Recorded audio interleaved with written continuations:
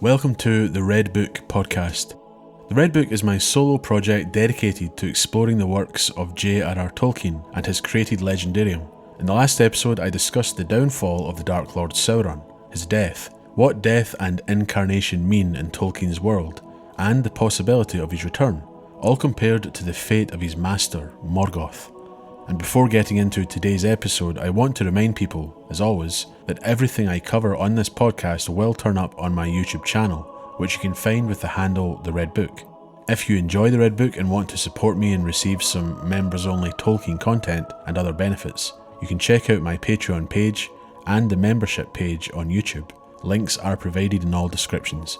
Thanks to everyone who continues to support this project. The year 3319 of the Second Age is given as the date of the downfall of Numenor, the date in the mythology of the children of Iluvatar that saw the destruction of the kingdom of Numenor, the death of its last king, Ar-Pharazôn, and the changing of the world, which saw the undying lands of the West separated from the rest of the world through an act of God, the culmination of the second fall of mankind. In this episode, I'm going to discuss the downfall of the greatest kingdom of men. This won't just be about its physical destruction in 3319, but the reasons for its downfall. I will discuss the early years of bliss, the time the shadow first appeared, and how corruption seeped its way into the hearts of those who held power in Numenor, leading to a blasphemous abandonment of faith in Eru, to the worship of the darkness and Melkor. This episode will discuss various moments in Numenor's history, kings and queens, the reasons men turn to human sacrifice, and just what the Ban of the Valar is, and why it shaped the history of an entire kingdom. Finally, I will discuss the fateful assault on Valinor itself, as well as the reasons the Valar laid down their authority and appealed to God in an act of desperation against a fallen people. As the downfall of Numenor is perhaps my favourite topic to discuss in Tolkien's Legendarium, it will come as no surprise to you that I have talked about it before in various videos. In this episode, there are some references to previous points I have made, research I have undertaken, and ideas from 3 videos in particular: the Númenórean assault on Valinor, of Numenor and the Ban of the Valar, and of Numenor and Melkor worship. These videos can be watched on the channel if what I discuss in this episode interests you.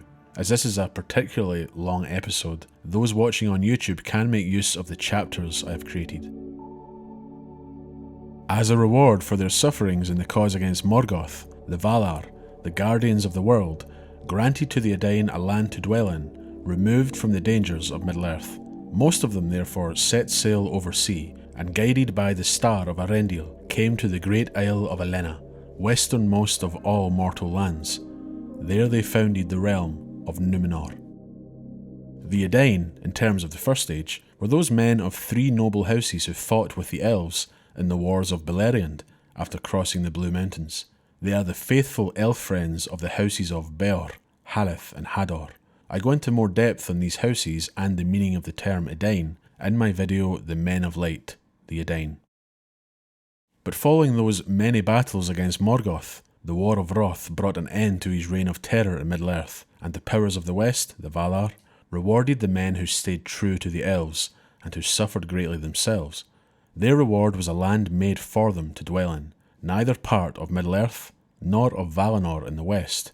It was sundered from either by a wide sea, but found itself closer to Valinor than the western shores of Middle-earth itself. The Maya Osse raised the island from the depths of Beligheir. It was set in place by the Vala Aule, enriched by the Vala Yavanna, and the elves of Tol Eressëa brought flowers and fountains for the arrival of men.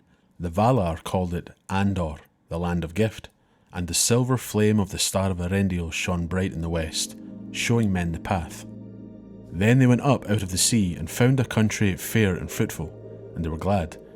And they called that land Elena, which is starwards, but also Anadune, which is westerness, Numenore in the High Eldarin tongue. The kingdom itself is said to have been established in the year 32 of the Second Age, when the son of Arendil, Elros, ascended the throne of men in the city of Armenelos. He became Tar Miniatur, meaning first ruler, and ruled for over 4 centuries in this new land of bliss, arguably so great a king that none that followed could compare. Before the shadow fell over Numenor, there were centuries, almost 2 millennia, of prosperity and strength. I want to dedicate this section to the rise of Numenor through its many rulers after Elros, up until the point when it is generally agreed that corruption was starting to take hold over the rulers of the kingdom, but not yet as great a corruption as the last years of its existence.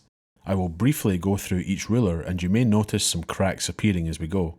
I want to note that you can find a lot of the information from this section in Unfinished Tales, specifically the line of Elros, Kings of Numenor.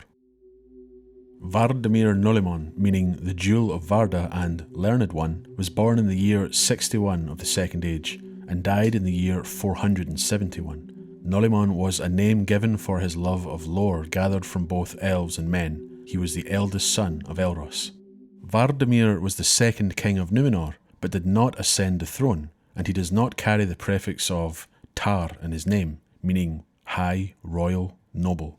When I said Elros ruled for over 400 years, this is not a common length of rule for the race of men.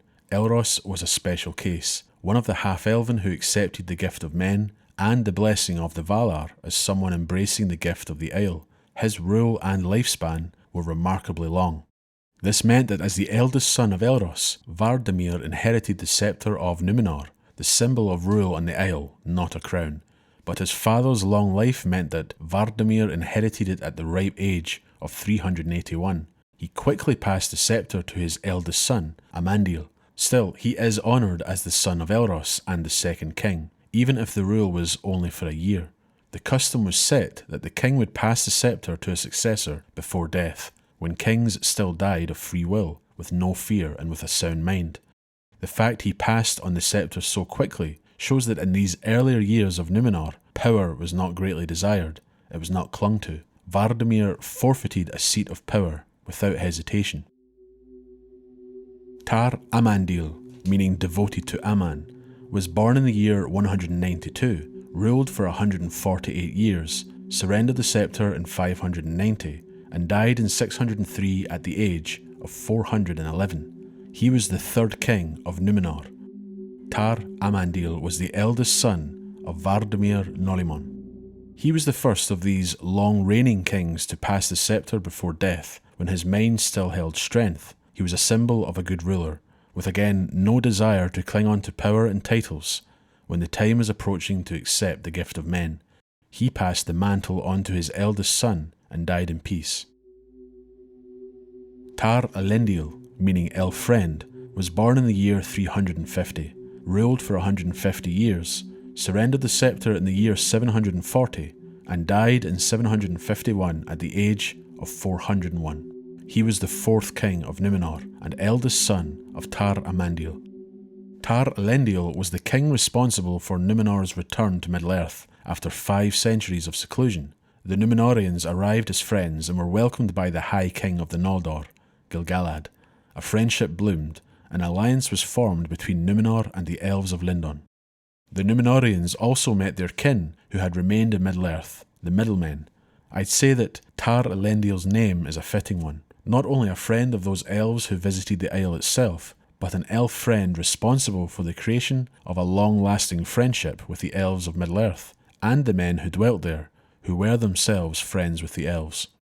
Gil-galad's name will be mentioned here again and again, a friend of many kings, but also perhaps a focal point of disharmony and jealousy, as we will see when the centuries pass and the shadow reaches the Isle. Kings die, some after centuries of long life, but Gil-galad remains as a stalwart king of elves, for not centuries but millennia. I think this is important to consider when discussing the reasons Numenor fell from such a high place.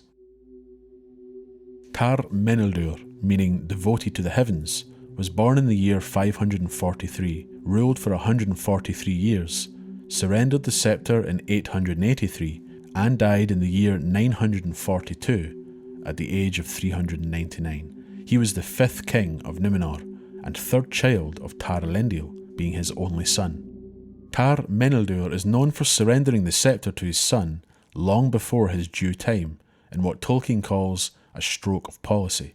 Gil-galad and Lindon knew that trouble was brewing in Middle-earth, an evil spirit hostile to both elves and men. Tar Meneldur lived for almost 60 years after passing the scepter, but trusted that his son should be king to handle this, a son who was a voyager, making alliances and friendships in distant lands. Tar Aldarion, possibly meaning son of trees, was born in the year 700, ruled for 192 years, surrendered the scepter in 1075, and died in the year 1098 at the age of 398. He was the sixth king of Numenor, and eldest child of Tar Meneldur, being his only son. After receiving the scepter earlier than anticipated, Tar Aldarion became a friend and counsellor of Gil-galad. He was famous as a mariner and shipbuilder, often sailing to Middle-earth. Tar Aldarion saw the threat of the evil spirit of the east, establishing a port that would become vital in the conflicts of later years, Vinja Londe. Tar Aldarion symbolises the expansion of Numenor in the wider world, growing its list of allies with Gil-galad and Círdan of the Havens. But with these friendships would come enemies too in the form of Sauron. Tar Aldarion still held the wisdom of Numenor, caring for the world despite expansion. For every tree felled in his kingdom's growth, another would be planted. Finally, Tar Aldarion is known for changing the laws of succession, so that his only child, a daughter named Ancalimu, could rule. If a king had no sons, then a daughter could now rule, something which caused some strife among the descendants of Elros. He is a very notable figure in Numenor's history, worth more than the few brief paragraphs I have offered in summary. I highly recommend reading his story in Unfinished Tales. Tar Ancalimu, meaning most radiant, was born in the year 873, ruled for 205 years, surrendered the scepter in 1280 and died in 1285 at an impressive age of 412. She was the seventh ruler of Numenor and first of the ruling queens following the change in the laws of succession during Tar Aldarion's reign. Her rule in years was second only to Elros himself. She did not wed for a long time, and only did so when pressured to resign as queen. Following the birth of her son, Anarion, strife arose between her and her husband, Halakar. It was not a marriage of love, but of politics. The trend of unhappy marriages continues, as we saw with Tar Aldarion and his wife, Erendis. Tar Ancalimu abandoned what her father had started Middle-earth, and did not provide any further aid to Gil-galad and his people. This change in attitude and her unhappy marriage would have consequences going forward. Tar Anarion, meaning son, that first one is son with a U, was born in the year 1003, ruled for 114 years, surrendered the scepter in 1394, and died in 1404 at the age of 401. He was the 8th ruler of Numenor and its 7th king, the son of Tar Ancalimu. Just to note, I am separating kings and queens here, but all of them are counted amongst the kings of Numenor in its official line of kings. The rule of Tar Anarion is really known for some pivotal events that occurred east in Middle-earth. During his century-long reign, Sauron finally emerged, something beyond a rumour, settling in Mordor and beginning his seduction of the elves of Eregion. More settlements were established beyond the island of Numenor, with Numenorians no longer just being a people from the island itself. Perhaps due to his mother's dislike of her husband, or his grandmother's experience in marriage, the passing of the scepter was not easy for Tar Anarion. Both of his daughters refused the honour, neither becoming the second queen in the history of the kingdom. His son then became king, and did not become a king of great renown. Tar Surion, meaning son of wind, was born in the year 1174, ruled for 162 years, surrendered the scepter in 1556, and died in 1574. He was the 9th ruler of Numenor and its 8th king. He was the 3rd child of Tar Anarion.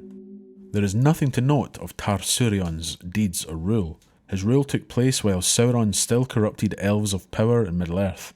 This king's rule was only possible due to the actions of women in his family, and it is no surprise that he would then become the father of the second ruling queen, Tar Tilperion. This is not the moment when the shadow first appeared, but the circumstances surrounding the passing of the scepter around this time in Numenor's history is vital in understanding that things were changing. Rulers ascending to power through bitterness, and others refusing to ascend, thrust those who perhaps shouldn't have ruled into the greatest position of power in the world of men, rulers who could not hope to compare to the legendary figures in Numenor's history. Tar Tilperian, meaning Silver Daughter, was born in the year 1320, ruled for 175 years, surrendered the scepter in 1731, and died in the same year. She was the 10th ruler of Numenor and its second ruling queen, the eldest child of Tar Surion. Tar Tilperian was known for her strength of will and her pride. Her predecessors reluctantly wed or had unhappy marriages, while she flat out refused to wed, not even out of necessity to provide an heir for the kingdom. During her reign, the One Ring and other rings of power were forged in Middle-earth. She represents a monumental shift in leadership in Numenor, a strength of will that is matched only in pride, a refusal to commit to royal duty, and a view that rulership is absolute. She did follow tradition by abdicating, but it was left so late that I see it as her following her own will rather than that of tradition. She died in the same year she stepped down from the throne, showing the descent into rulers holding on to power for as long as physically and mentally capable. This was the start, but others in future generations would take Tar Tilperian's actions even further. Tar Minastir, meaning Watchtower, was born in the year 1474, ruled for 138 years, surrendered the scepter in 1869, and died in 1873. He was the 11th ruler of Numenor and 10th king. Since Tar Tilperian never wed, meaning no children, her brother Isilmo's son became king in this case. Like many before him, he had a friendship with the elves of Middle-earth, especially Gil-galad. Yet despite this love of the Eldar and friendship with them, there was jealousy and envy due to their longevity and so-called freedom from death. This hasn't quite taken hold over the Numenorians yet, but the long life of Gil-galad and his elves and their friendship with Numenor had started to be considered in a negative light. But it is commonly accepted that Tar Minastir was the last of the good kings in this era, before the fall really started to take hold, before the shadow engulfed the kingdom. He was directly involved in conflict against Sauron, with the Dark Lord having laid waste to Eregion after his failure with the Rings of Power and the Elves. If it weren't for Tar Minastir, Sauron really could have conquered Middle-earth in the War of the Elves and Sauron. Gil-galad had summoned for help, and Admiral Kiriatur came to their aid by command of Tar Minastir. Eriador was saved from Sauron's onslaught and he was driven back to the east. Though this victory over Sauron would have grave consequences for just about everyone involved. Sauron would vow to destroy the men of Numenor for thwarting his plans and for the power and might they held. Numenor itself would increase its presence east of the Isle in attempts to colonise more lands in Middle-earth, leading to fear of them from men dwelling there, fear and hatred. Before the shadow had really descended, Numenor had already begun to falter somewhat from the days of its bliss.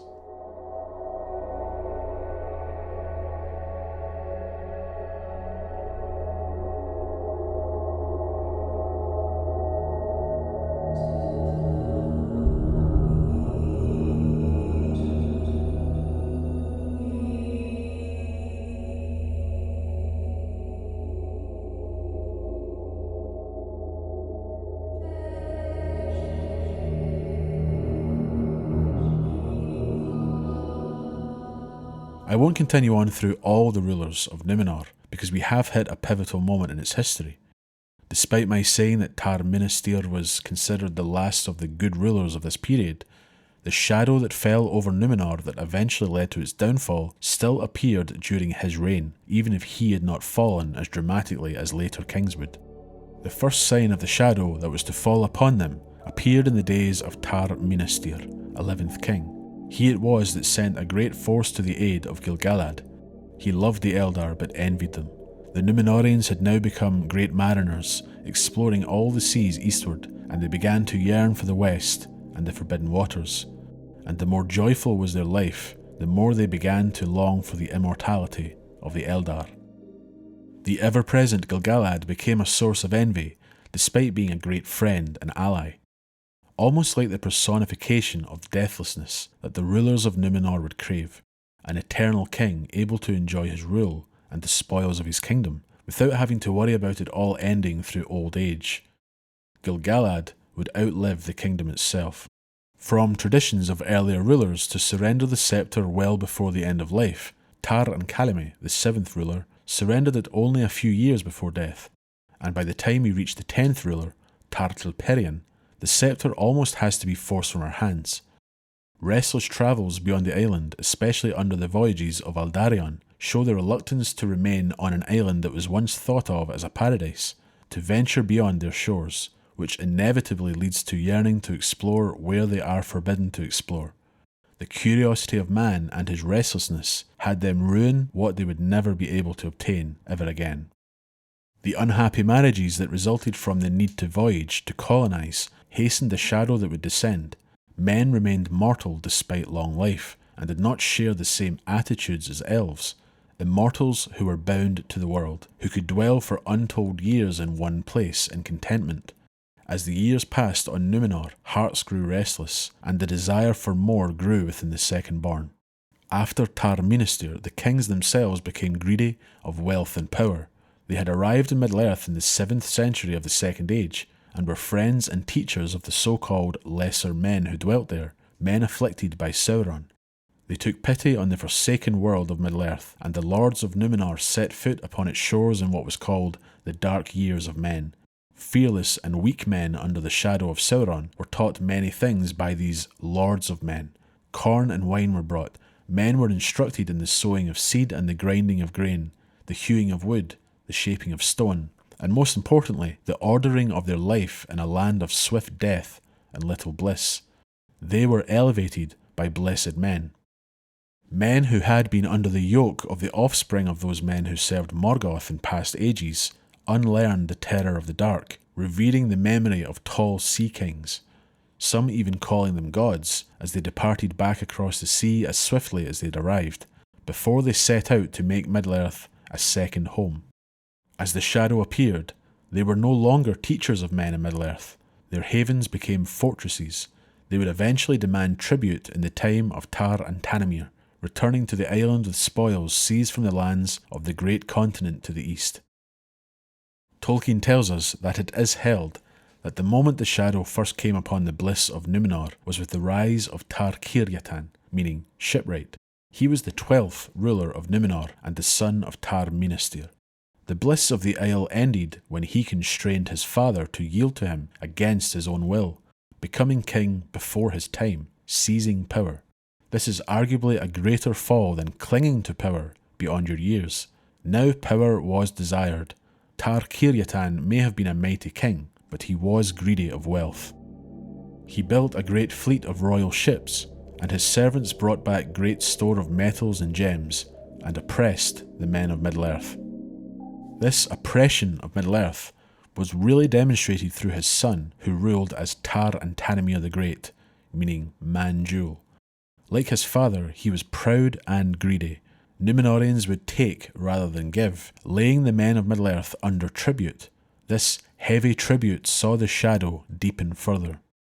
The Numenorians saw their own land as shrunken, and their desire to explore and own took hold.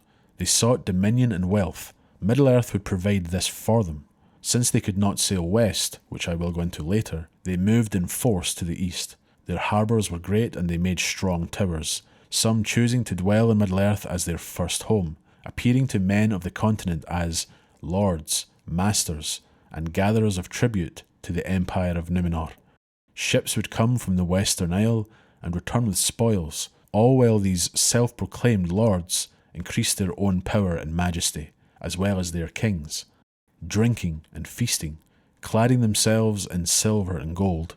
Their pride increased alongside their hoards of wealth.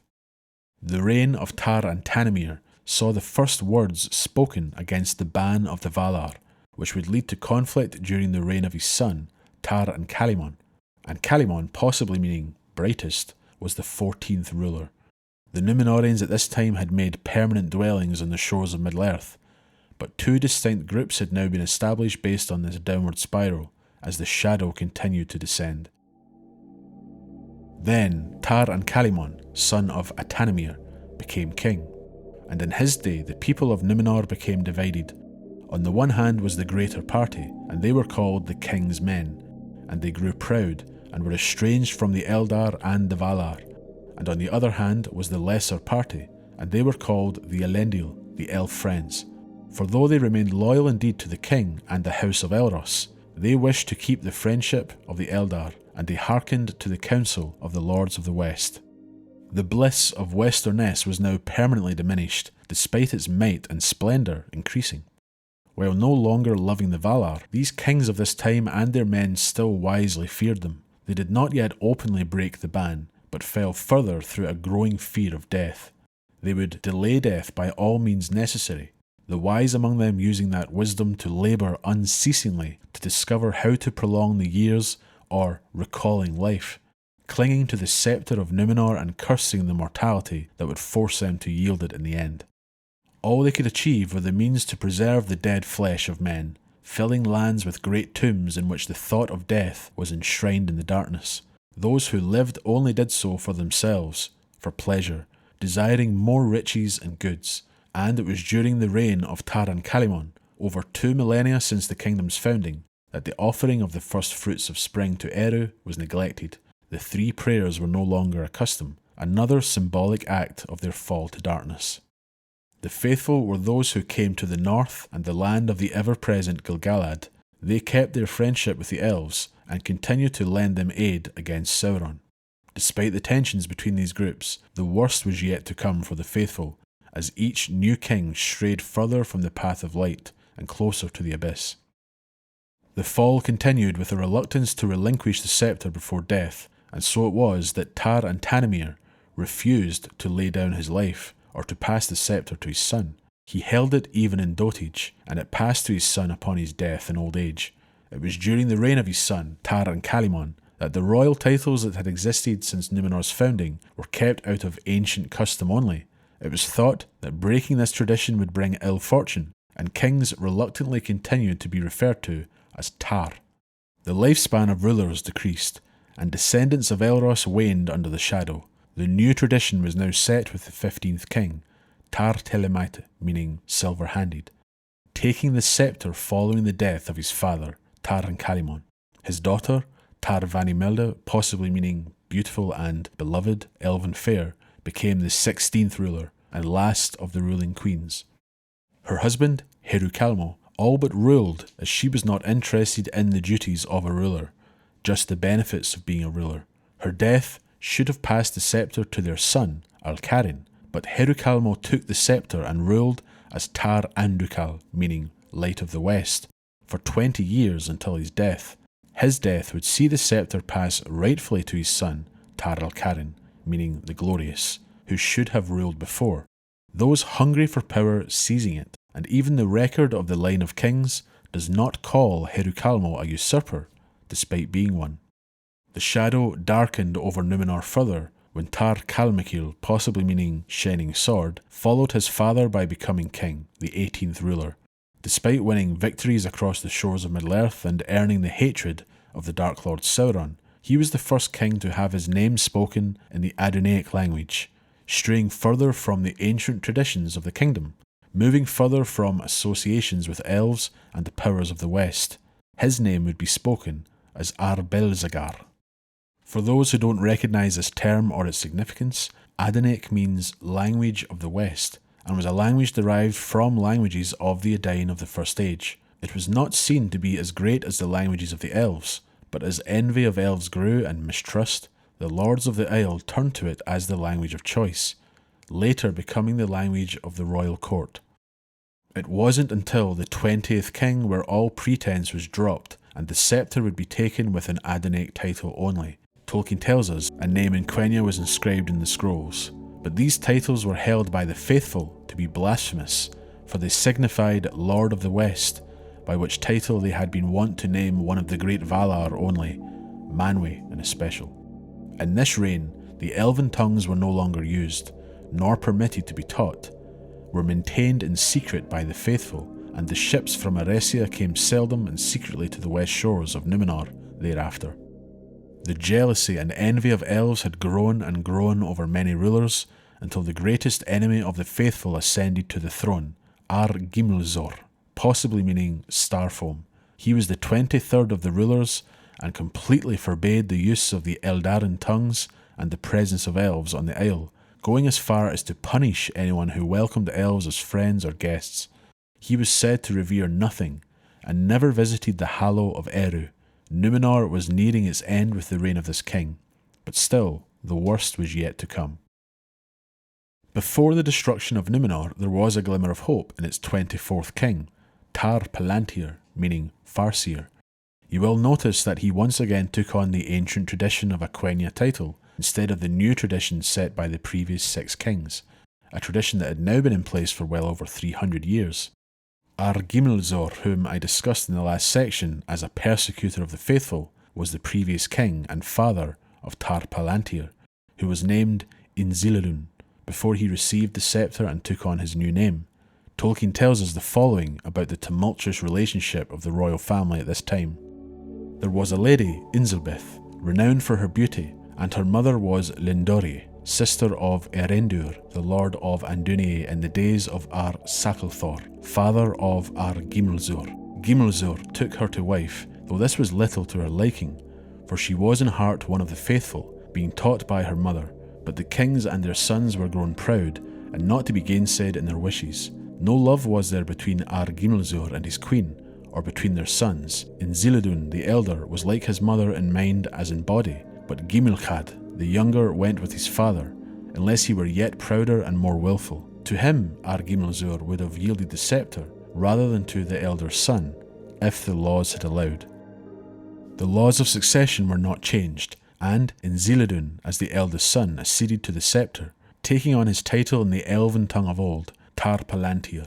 Yet his repentance was seen as too late to appease the anger of the Valar with the insolence of his fathers, of which the greater part of his people did not repent.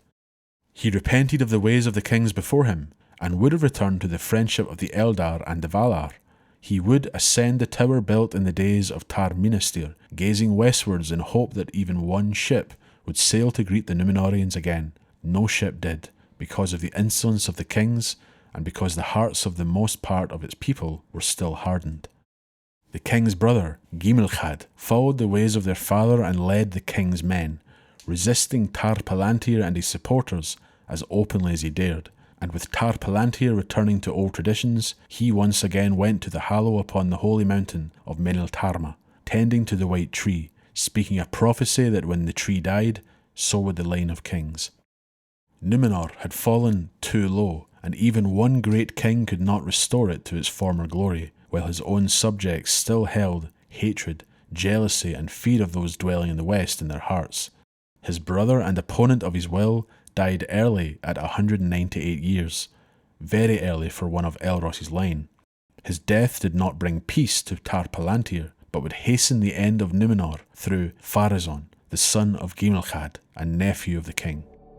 Tar Palantir married late and had no son, and his daughter he named Miriel in the elven tongue, and when the king died she was taken to wife by Pharazôn, son of Gimilchad, against her will and against the law of Numenor, since she was the child of his father's brother, and he then seized the scepter into his own hand, taking the title of Ar-Pharazôn, Tar Calion, and Miriel was named Ar-Zimrafil. This one paragraph sums up just how far Numenor had strayed from the years of Elros and the early kings. A queen taken to wife against her will, against the laws of their land as a first cousin. All a ploy to seize power for himself, undoing the attempt by his uncle to return Numenor to its days of glory through repentance, 1 step forward but 10 steps back. Elven titles were removed again, and Ar-Pharazôn would be the last king of Numenor, a king who opposed the policies of Tar Palantir and who would rebel against the Valar directly in arguably the greatest act of blasphemy ever committed by the race of men in Arda. Centuries of envy and bitter hatred of the Deathless would see Ar-Pharazôn destroy the White Tree with a burning on an altar of Melkor, where human sacrifices of the faithful Númenóreans would take place in order to appease a new god, and the breaking of the ban of the Valar, leading to the destruction of the Isle itself and the end of the greatest kingdom of men. We now come to the end of Numenor. In these sections I'm going to discuss how the fall of the Númenóreans truly manifested itself, the abandonment of the Valar and Eru for the worship of the Dark Lord Melkor, and the breaking of the ban of the Valar. the assault on Valinor itself. The downfall had taken place over many years, centuries, but the last years really were the end of days. Fear and envy leading men to commit atrocities. The fear of death and the yearning for deathlessness pushed this once blessed kingdom to the point of no return.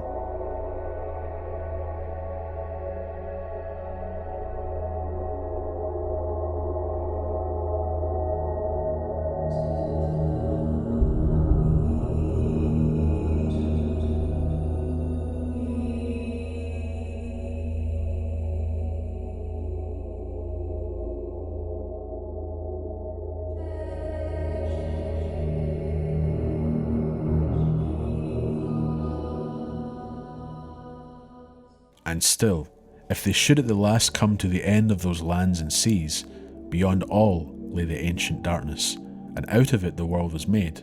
For darkness alone is worshipful, and the Lord thereof may yet make other worlds to be gifts to those that serve him, so that the increase of their power shall find no end. And Ar-Pharazôn said, Who is the Lord of the darkness?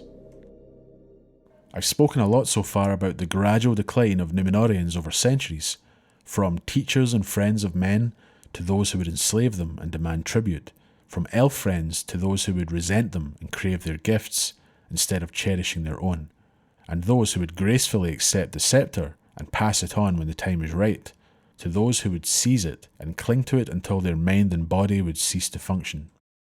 But the later years of Númenor really show an exponential decline. A step over the edge where there was just no coming back, a point that was reached through those centuries of gradual failure. I want to discuss the two main displays of Númenor's fall separately, meaning jumping around the timeline and mentioning certain events more than once, but they are essentially linked.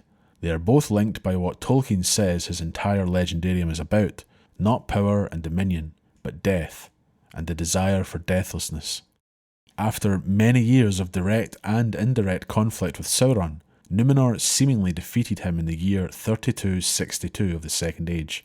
Sauron had already suffered a loss in his war against elves, which saw the men of the Isle arrive and humble Sauron, sending him back to Mordor in shame, swearing vengeance.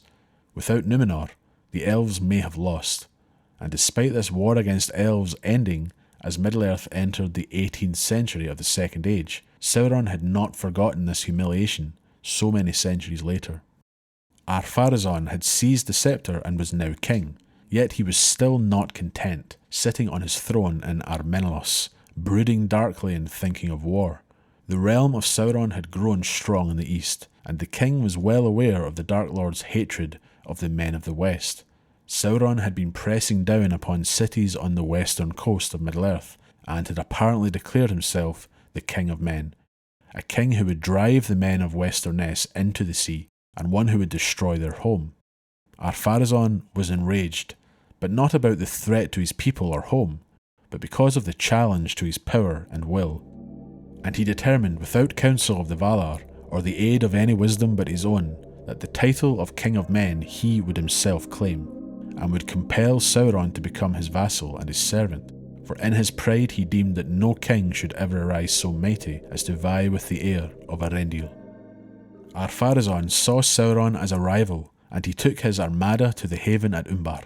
I said earlier that, despite their fall as a people, the Númenóreans rose high as a power, a great empire of strength and might. So great were they by this time that Sauron's plans to defeat them through the strength of Mordor were extinguished without a battle being fought. Sauron's servants did not face them, even at a time when he wielded his master ring from his seat of power in Mordor. He was still powerless to will them to challenge such greatness and overwhelming force. But Sauron's greatest strengths have always been his cunning, his ability to have plans that take centuries of consideration and patience.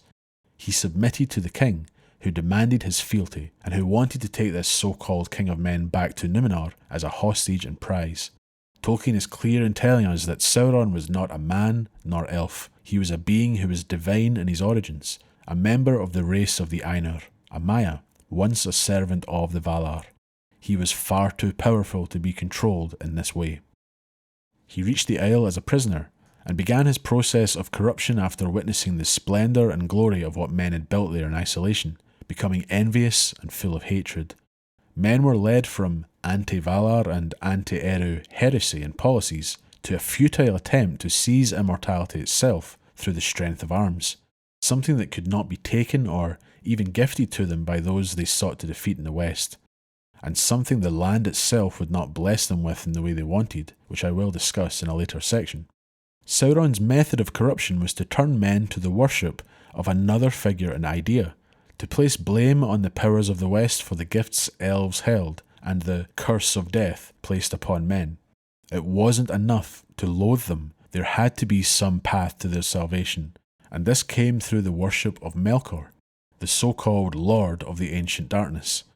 Now, if Sauron claimed godship over men of Middle-earth, why wouldn't he corrupt them into worshipping him instead of his defeated master? I think this shows the intelligence and cunning of Sauron. Despite men sometimes calling the Valar gods, there was one god, Eru. He exists on the outside, but is the creator, able to create without being limited by existing directly within it. Sauron wasn't just replacing the Valar as lowercase g gods, he was replacing God. He can't claim to be God himself, as they know of Eru. Their worship has to turn to an alternative to Eru, even if Sauron can turn death itself into something that can be blamed on Eru's representatives on Earth, his governors, the Valar and their favourite kindred, the Elves, who are blessed with deathlessness. A second reason is that Sauron had been defeated by the king, one who, despite being a mortal man, saw Sauron as a rival. Can a god be defeated by a man? Sauron is convincing, but not that convincing. If he was so great but knelt before the king, even feigning fealty, could that king ever turn to worship him directly? A task beyond even the devious and ingenious mind of Sauron. It had to be an external figure, Melkor, and an external idea, darkness. Melkor, a figure that no man alive would have experience with, almost mythical. Sauron was a master of manipulation. His quick understanding of the fears of men is demonstrated from his time on Numenor, but earlier in the Second Age, he was able to understand the hearts of elves as well, their motives, fears and desires, having them aid in the construction of rings of power. He was able to swiftly find their weakness, a desire to heal the desolate lands following the stain left by Morgoth in the world. He offered to aid them in making the west of Middle-earth as beautiful as Valinor across the sea. The elves wanted the peace and bliss and perfect memory of the uttermost west preserved forever while remaining in Middle-earth, where they could be the highest of the beings dwelling there, greater than men, dwarves, and elves who never saw the west. That was greater than returning west to be at the bottom of the hierarchy.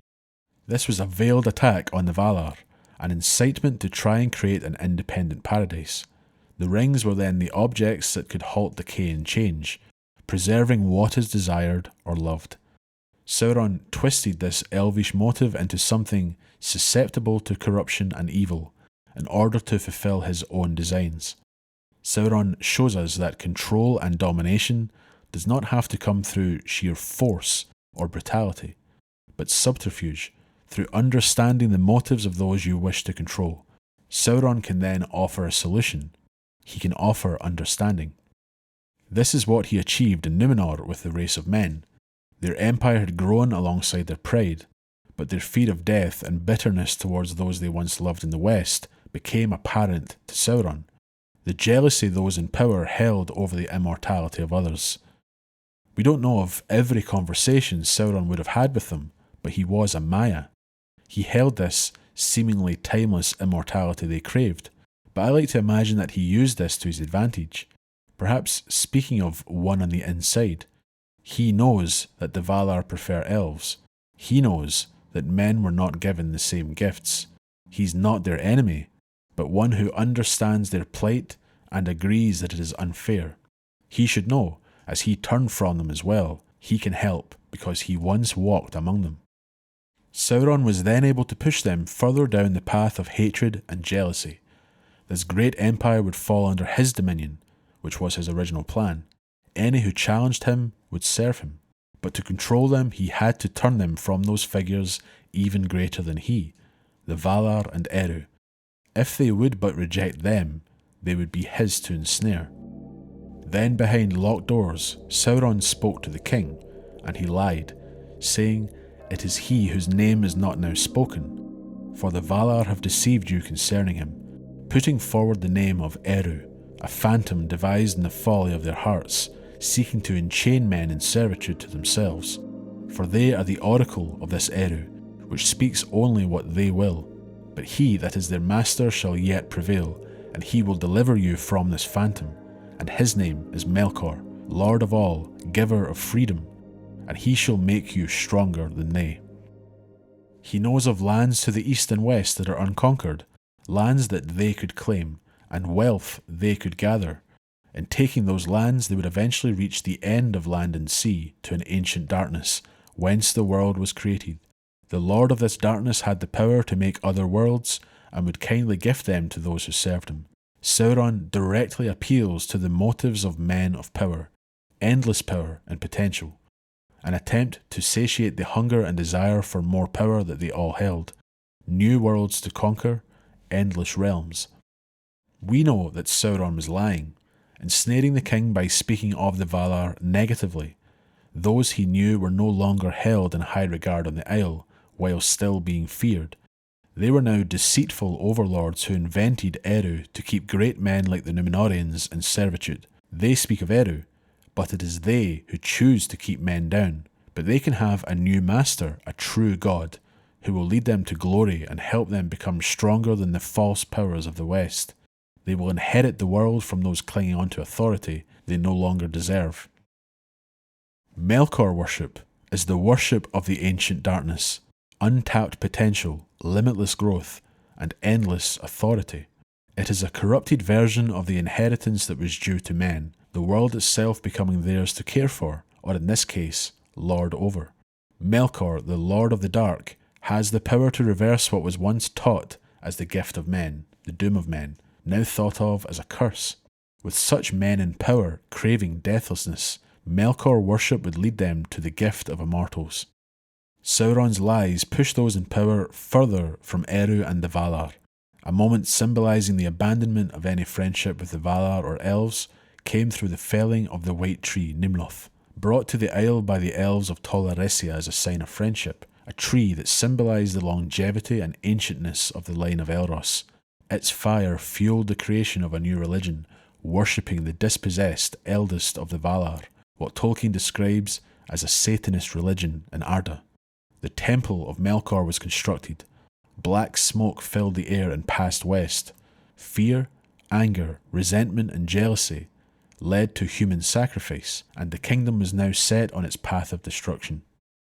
For Sauron, he would achieve one of his cunning motives throughout much of his time in Middle-earth, weaning the god-fearing from their allegiance towards an unseen object of allegiance with the hope of benefits, all to propound him to a lord who can then sanction whatever he desires.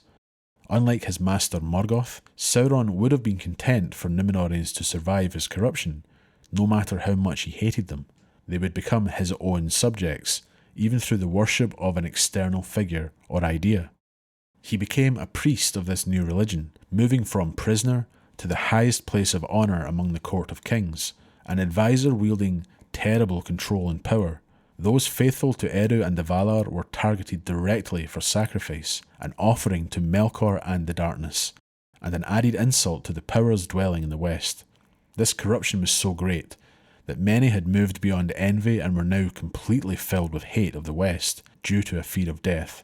Thankfully, many of the faithful escaped the downfall, responsible for the founding of the great kingdoms of exile in Middle-earth, rewarded and saved for their unyielding honour, faith and friendship with those in the West, despite the threat of murder and torture. But at this time on Numenor, fallen men were desperate. They would do anything to appease this new god they had never known, and if no answer was given to their prayers, then they would fall deeper into corruption, more death and more depravity. Sauron led them down this path they had started on, and then allowed them to continue on their own until reaching its end, when he was able to convince them to take everlasting life by force, the culmination of the worship of darkness. a final act of blackened faith.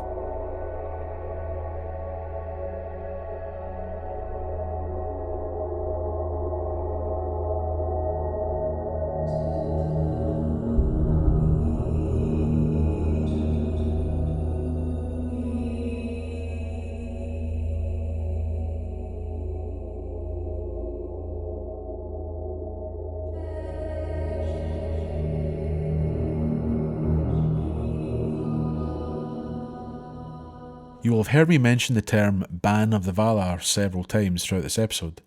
I want to spend a bit of time speaking about just what this means, and you will understand its importance in relation to Numenor's downfall.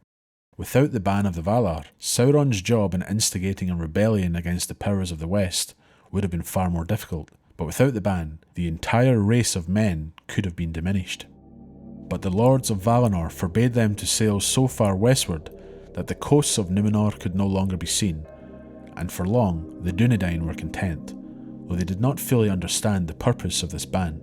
But the design of Manwë was that the Númenóreans should not be tempted to seek for the Blessed Realm, nor desire to overpass the limits set to their bliss, becoming enamoured of the immortality of the Valar and the Eldar, and the lands where all things endure. The Ban of the Valar was a command laid upon the Númenóreans by the Valar. As their kingdom was established at the end of the First Age and the beginning of the Second, the men blessed with this new home were forbidden to sail west out of sight of their own shores, forbidden to set foot upon the Undying Lands, home to Valar, Maiar, and Elves. Men were not to become enamoured of the immortality of the Elves and the Ainur, but let's discuss the nature of this ban. What makes the Undying Lands so important? The Valar, those great spirits created by Eru, didn't always dwell in the Undying Lands. It once stood as an empty region in the west, and the Valar dwelt in Almarin before the two trees even existed. This was a green island in the midst of a great lake in the centre of Middle-earth. In what is called the Spring of Arda, the light of the two lamps shone across the world, and the Valar dwelt in the land that would see the eventual coming of elves and men. The Spring of Arda ended when Melkor returned to Arda from beyond the walls of night and destroyed the lamps. So great was Melkor at this time that the Valar were defeated and retreated from Middle-earth. Aman became their home, a land of bliss with mountains of defence set against Melkor. This led to the two trees of Valinor being created, a new light to replace that which Melkor destroyed, but Middle-earth itself remained in darkness. The presence of the Valar sets Aman apart from the realm they fled. As Melkor spread his malice and evil will across Middle-earth, his stain would seep into the fabric of the world, the creation of Morgoth's Ring. I speak about this in my video, What is Morgoth's Ring?, and take a deeper look at this in my podcast episode, The Marring of Arda and Morgoth's Ring. Aman stood as a reminder of what could have been. Outside the Blessed Realm, all matter was likely to have a Melkor ingredient. Those with bodies who were nourished by the flesh of the world were then said to have a tendency, small or great, towards Melkor. The Blessed Realm was not so affected. Elves would awake in Middle-earth and dwell in a land lit only by stars, with a fallen Vala seeking to immediately torment them. The Valar then fought a war for the sake of elves, and Melkor, weakened as an individual through dispersing his power into the earth and his devices, was chained and sentenced to dwell in the inescapable halls of Mandos for a time. The Valar then gathered in council but stood divided on an important issue. What should happen to the elves who were now in a land that was corrupted?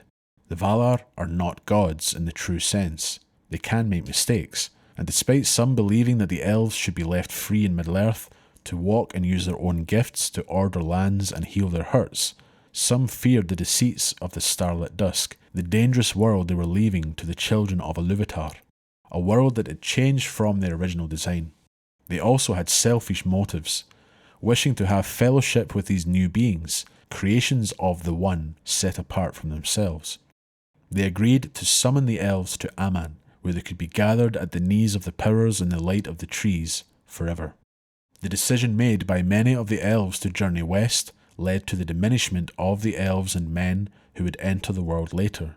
It was the intention of Eru for elves, as the firstborn, to be the elder brethren, to teach and eventually leave the world in the capable hands of the followers, men. Many elves leaving had the unintended consequence of leaving men exposed to the deceits of Melkor following his return to Middle-earth. Elves were never meant to live under the protection of the Valar and Aman, but to live and grow in Middle-earth for its betterment and the fulfillment of their destiny and the destiny of mankind. The rebellion of the Noldor in the First Age was one consequence of this, and would change Middle-earth for ages. Many may then agree that it was unfair that the race of men was not given the same privilege. As elves dwelt in Aman with health and lasting joy, no man could do the same. The Valar forbade it. To the Númenóreans they said that they did so because Eru had forbidden them to admit men to the Blessed Realm, and they declared also that men would not there be blessed, as they imagined, but accursed, and they would wither even as a moth in a flame too bright. Both elves and men had their doom decreed by the will of Eru, their maker. The Valar and the Ainur as a whole had no part in the creation of elves and men. The Valar, as governors of Arda, were forbidden to even attempt to alter the nature of elves and men, and they would fail if they tried. Any cases of kindreds changing and other special cases was not performed through the power held by the Valar. It was always the will of Eru himself, even if the Valar were representing him. The speed of the growth of each kindred, relative to the whole life of Arda itself and of their potential lifespan, was set. The Númenóreans were blessed with longer life, perhaps a mistake in hindsight, but their nature was not changed. Their interactions with those of Aman and their proximity to it had an effect, but they were still mortal men. And if men did dwell in Aman, it would not be a blessed realm for them, it would be accursed. Tolkien speaks of a scenario in which a mortal child is born in Aman. In 20 years he would become fully matured, then may live until around 100. But in Aman, the mortal body would suffer no sickness or disorder where no such evils existed, unless men brought those evils with them, as other beings would seem to hardly change, living with the hope of endless years undimmed. Man would become filled with envy, seeing it as an injustice to witness the graces given to others. He would rise and pass, even as upon earth the grass may rise in spring and wither ere the winter. He would be unable to value his own gifts, viewing himself as the least of all creatures, and desire would set in it to escape the fear and sorrow of mortality, becoming burdened his entire life. Men, like elves, are of the incarnates, beings existing as a union of body and spirit. But if men were allowed to dwell in a land unchanging, only the body would swiftly grow to maturity, without aging or withering, remaining strong throughout his time there, a desire of the kings of Númenor. But the spirit couldn't and wouldn't endure in the same way. The destiny of mankind to remain mortal is a rule of existence according to the will of Eru. The spirit is thought to leave the circles of the world following death, perhaps to an existence of even greater bliss with Eru himself, a fundamental aspect of the gift shared by all mankind in Arda. In Aman, there would be a disparity between body and spirit, leading to the nature of man becoming unnatural, to the pain of both body and spirit. The body would seek to continue its existence in full vigour, clinging to the spirit, as without it the body would surely perish. And against death it would revolt, as would a great beast in full life either flee from the hunter or turn savagely upon him. But the Fëa would be as it were in prison, becoming ever more weary of all the delights of the Rua, until they were loathsome to it, longing ever more and more to be gone, until even those matters for its thought that it received through the Rua and its senses became meaningless.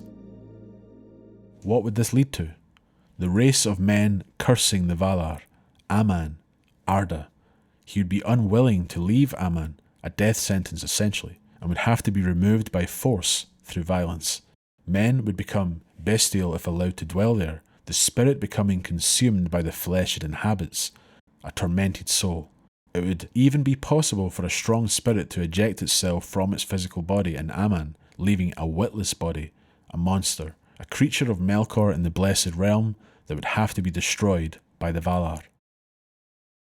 While it may seem incredibly harsh, mankind would essentially bring death itself into the Undying Lands through agony or horror.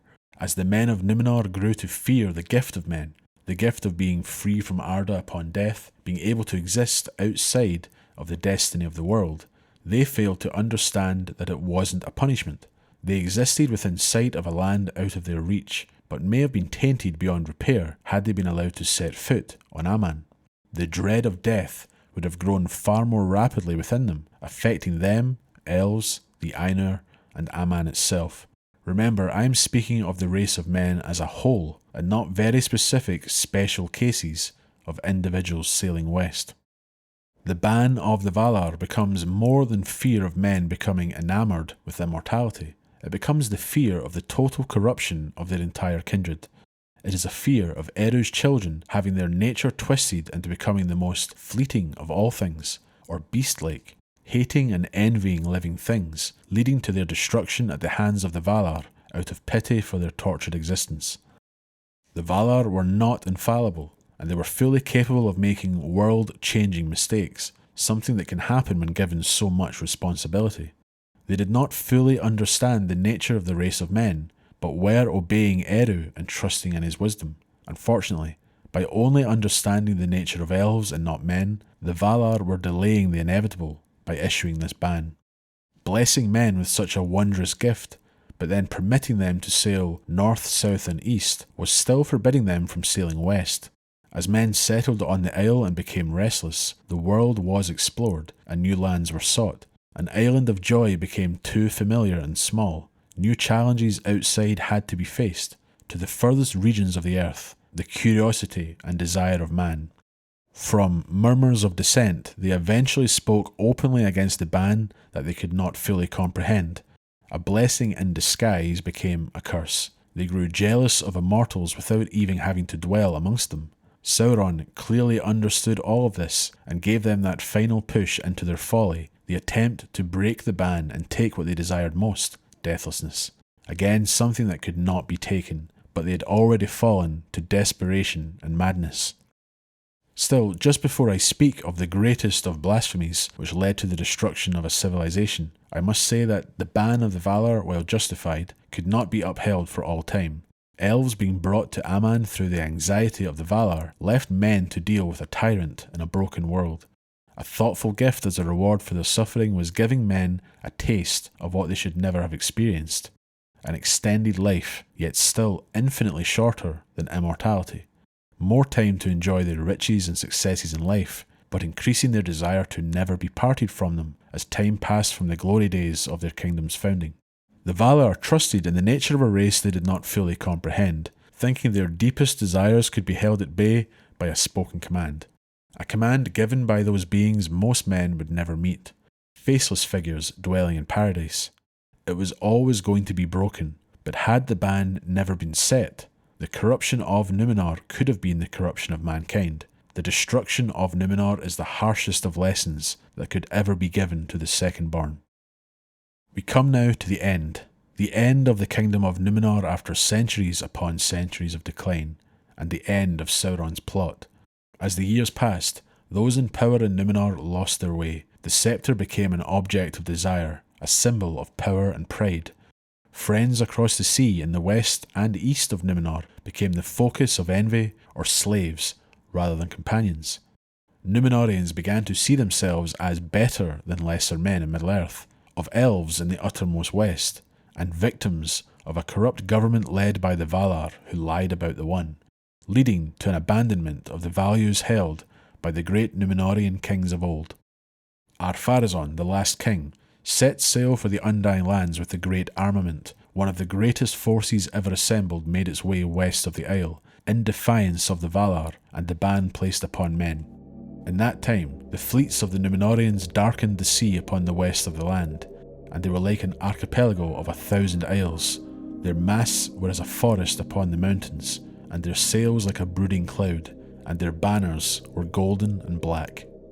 As usual, Tolkien doesn't give us numbers, but we are treated to a description of what must have been an incomprehensible vastness. The fallen of Numenor left its borders, while the faithful sailed in the opposite direction. It doesn't get more symbolic than that. The king and his men seeking a land beyond their wildest dreams, for the greatest prize imaginable. The fleet only being comparable in size to the folly, ego, and pride of Ar-Pharazôn and those who followed him. For no matter how many ships set sail, and no matter how many men they carried, the inherent power of the Valar, the powers of the world, was truly beyond mortal comprehension. It is a power that cannot be demonstrated through weaponry or ships. The Valar were not afraid of what these ships could do to them, but they were aware that harm could still come to Valinor and the elves within it, a realm that had existed with some strife in its past, but mostly a realm that was utopian and peaceful. Faced by this rebellion of appalling folly and blasphemy, and also real peril, since the Númenóreans directed by Sauron could have wrought ruin in Valinor itself, the Valar lay down their delegated power and appeal to God, and receive the power and permission to deal with the situation. The old world is broken and changed. Could the Valar have annihilated this fleet? I don't doubt that they could have. When the island that held the kingdom of Númenor was raised from the sea, it was an action performed by the Maya Osu. This does mean physically raised. The Maya rejoicing in the winds of Manwë and in storms, laughing as an elemental force amid the roaring of treacherous waves. Ulmo, the Vala known as the Lord of Waters, has a love for Eru's children, but is still capable of filling them with great dread with his arrival, for the rising of the King of the Sea was as terrible as a mounting wave that strides to the land. Figures such as these had not been witnessed by any man alive at this time. These are but two figures, and what could they unleash against the great ships of Ar-Pharazôn if they willed it, through the authority they hold over the sea itself? The Númenóreans were great mariners, masters of voyaging across seas and utilising them for their needs. But these figures I mentioned are those who helped shape it, who imagined it, and who are responsible for it. Two figures of power and authority, two of many who dwell in the West. But would they do such a thing? Evidently not. Tolkien called the assault an appalling folly and blasphemy, and the Valar were disheartened. In this unknown situation against the Second-born, they did not know the path to take, if action or inaction would make things worse, or go against the plans of the One. None of them, even Manwë, fully understood the mind and plans of Eru. The dealings of the Ainur have indeed been mostly with the elves, for Ilúvatar made them more like in nature to the Ainur, though less in might and stature, whereas to men he gave strange gifts. With an army of men at their door, the Valar deemed it to be an issue that was above their own authority, even as governors of Arda. It was such a grievous act that they had to appeal to the greater authority. Do they slay them to save elves in Valinor? Do they let elves and men go to war? Do they appear before them in forms of majesty and ask or command them to leave, even after omens and warnings beset Númenor in the time before the voyage west? Should men be allowed to fulfill their own destiny? Would killing them or leaving them make things worse? So many questions and not enough answers. Wisdom was appealing to the One himself. Part of the despair of the Valar in this situation was perhaps their understanding of the part they played in all of this. The Edain had mostly left Beleriand to accept this new gift, a land in sight of the Blessed Realm. They were never to sail there, but could welcome visitors from the Undying Lands, figures who would never change as the scepter passed from king to king over centuries. Man was to happily accept a gift that was never fully explained to them, while attempting to reject the corrupting influence of fallen figures of power such as Morgoth and Sauron. Sauron pressed his advantage, bearing his master ring, a weapon of domination and control, while providing all the answers and solutions to the fears of old men clinging to life in cold halls, surrounded by their ancestors' tombs. Too easy for Sauron to make seizing immortality seem like the sane choice. The Valar then laid down their authority as Ar-Pharazôn stepped foot on Forbidden Land, sealing the fate of Númenor forever. One act of defiance and folly, finalising the downfall of a kingdom. Its memory held by those we call the faithful, later the exiles, who sailed to Middle-earth to begin anew, to hopefully learn from mistakes. Yet they would still turn west in the desire of their hearts, remembering their former home, they now only called Akallabeth, the downfallen. Then Manwë upon the mountain called upon Ilúvatar, and for that time the Valar laid down their government of Arda. But Ilúvatar showed forth his power, and he changed the fashion of the world, and a great chasm opened in the sea between Numenor and the Deathless Lands, and the waters flowed down into it, and the noise and smoke of the cataracts went up to heaven, and the world was shaken. And all the fleets of the Númenóreans were drawn down into the abyss, and they were drowned and swallowed up forever. But Ar-Pharazôn the king, and the mortal warriors that had set foot upon the land of Aman, were buried under falling hills. There it is said that they lie imprisoned in the caves of the Forgotten until the last battle and the day of doom.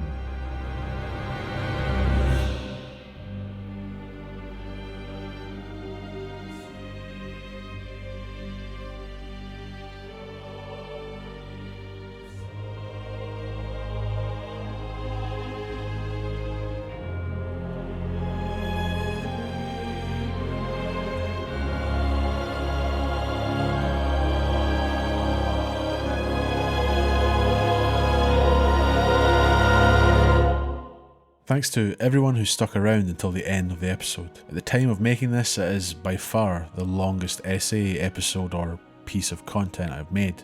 It took a while to produce, but I do love talking about Numenor, and I'm not exaggerating when I say it is my favourite subject. To be honest, I could have said more about it.